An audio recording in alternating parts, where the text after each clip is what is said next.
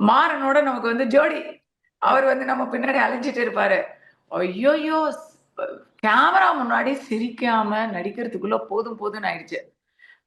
And எனக்கு நான் திருப்பி சொல்றேன். என்னோட வயசுல என்னோட ஃபிட்னஸ்க்கு ஏத்த மாரி ஒரு ரோல் குடுத்தாங்க.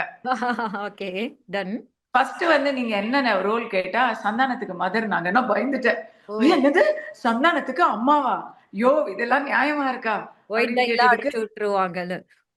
யா ஆ. வெள்ள முடிலாம். ஒயிட் டைலாம் ஆ, அடிச்சு ஆமா. சோ, அப்படி கேட்டதும் அவங்க சொன்னாங்க, "இல்ல கதைய கேளுங்கன்னு." கதைய கேட்டா இது பயங்கர ஃப்ரீக் அவுட்டா இருக்கு கேரக்டர்.